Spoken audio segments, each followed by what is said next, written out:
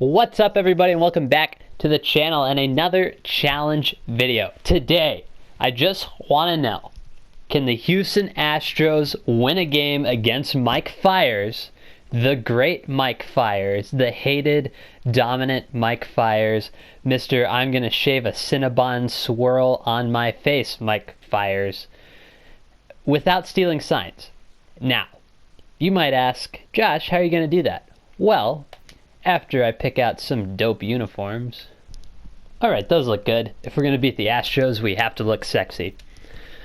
The way we are replicating the Astros not being able to steal signs is, I've gone in to the roster and taken down all of their hitting stats by approximately somewhere between 30 and 50 or 60.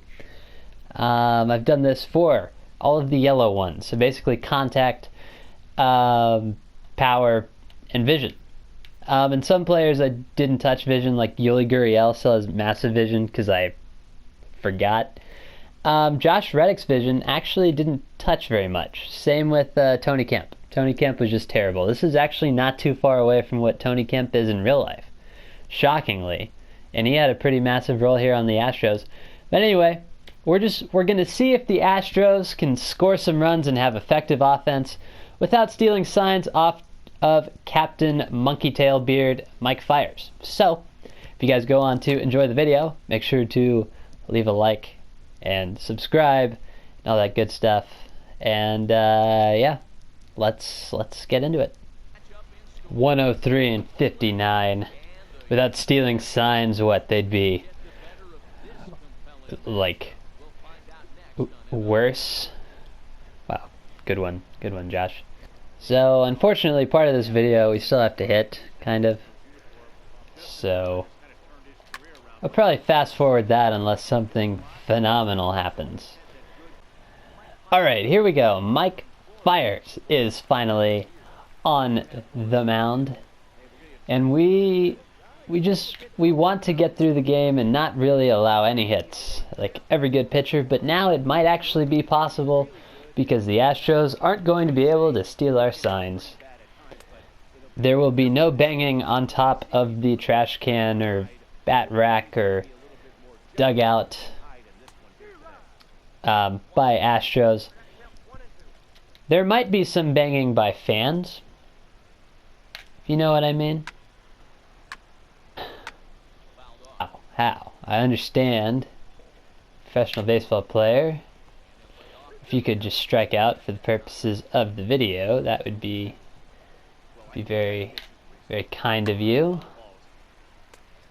Alright, it only took us 9 pitches, but Jose Altuve, George Springer, just a little bit taller than Jose Altuve, strikes out. Now I will say, even after we nerfed Alex Bregman, he's still a reasonably good player. So, should still be a little bit concerned, perhaps, of what is going to happen with him. Alright, we struck out Alex Bregman. Turns out he's not very good without the camera in center field. Now I guess it's time for the true test. The mighty midget Jose Altuve. Oh, we struck out Altuve. Unbelievable what happens when the Astros aren't able to use a camera in center field. It's wild.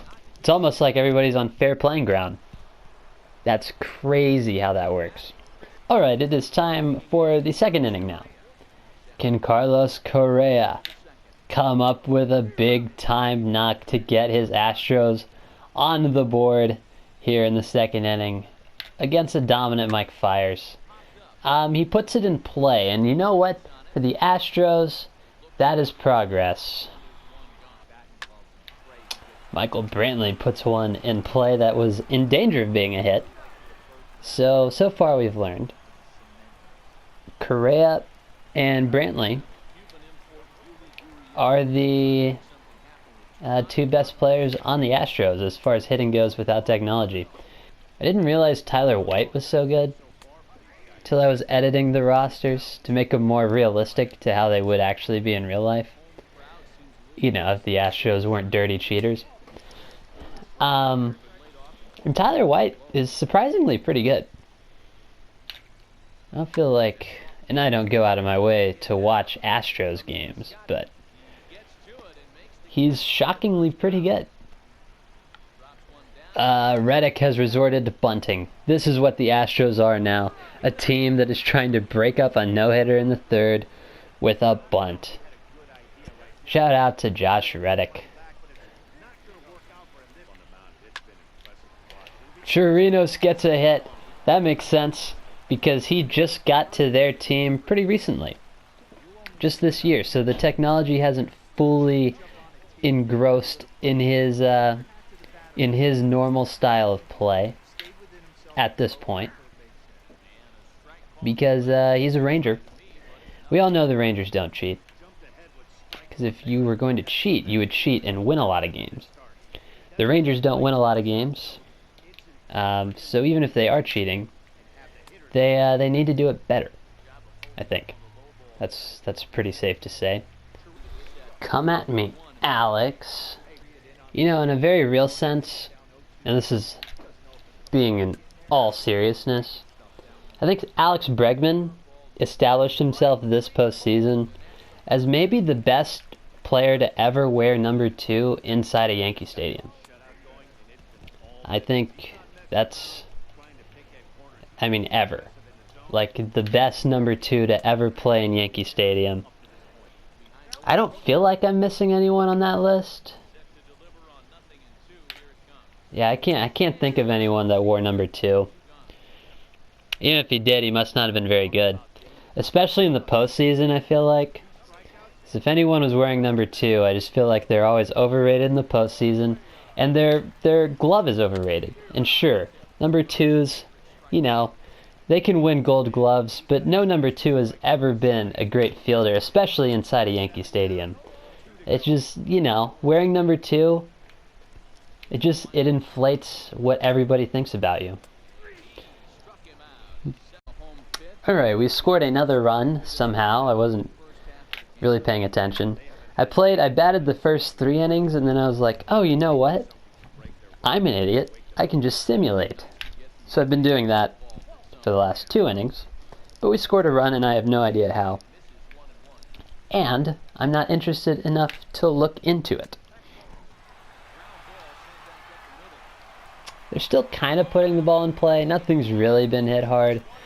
Seems like the Astros just are not being able to square up a ball like they would if they had, oh, I don't know, say a camera in center field piping in the stream of what the catcher is giving their signs for. I don't know if that sentence made any sense, but there you go. Reddick sends one into right field. You know, that'll happen from time to time. Even a terrible team like the Astros will occasionally get a hit. You know, it's like a blind nut has to find a squirrel every once in a while. And I know I said that backwards, but I'm not going to acknowledge that I said it backwards. Because why would I? The Astros are going to score a run off of Mike Fiers. So there you go. I guess they can score a run, but can they win the game? We are also, to make this semi-interesting, Fiers is pitching the entire game. Altuve just doesn't have the muscle to get it out to Laureano in center field. It's going to bring the tying run up to the plate. Carlos Correa. And he's going to get a hit. So this is going horribly. Gets through whoever the catcher is. Throws to the plate. It is 4-2 now, Houston. Alright, we get out of the inning. Amazing. They cut the lead in half, though, so the game's not over. Get there! Oh my god. Oh, throw it to second still. We still got him. Not even not stealing signs can prevent you from being thrown out at second by the cannon in left field. That is... who's playing left field? The cannon in left field, that is Robbie Grossman. I also made Roberto Ozuna a 22 overall for obvious reasons. I wonder if the Astros are still just so happy that they have him. Because, you know, I would be really happy if I had Roberto Osuna too. He's got to be one of the best hitters as a pitcher. Sac fly is going to make it a 3-run game. As long as they're not stealing our signs, I feel like Mike Fiers is untouchable. Except for, you know, the few times he's been touched this game, but that's besides the point. Bregman gets a hit. Try to run on Robbie Grossman, I dare ya. Robbie Grossman has a freaking cannon, man. Why are you running on Robbie Grossman? You can't run on Robbie Grossman. That should be in your normal, non-cheated scouting report. Robbie Grossman has a cannon, so don't run on him. Come on, Alex. I know banging of the dugout normally gets you through games, but sometimes you still have to read. Guys, the Astros took out Roberto Osuna. Does this mean they're still happy to have him? Or are they now less happy to have them? I don't know. I'll have to ask the assistant GM on that. We're going to continue rocking with Mike Fiers because why not? We scored 2 runs in the 9th inning somehow. Again, wasn't really paying attention. I wonder if they're happy to have Chris Stavinsky too, because he was the pitcher. 1 out. Maybe. I should have lowered Yuli Gurriel's vision. It's fine. 2 outs. I see a lot of empty seats around.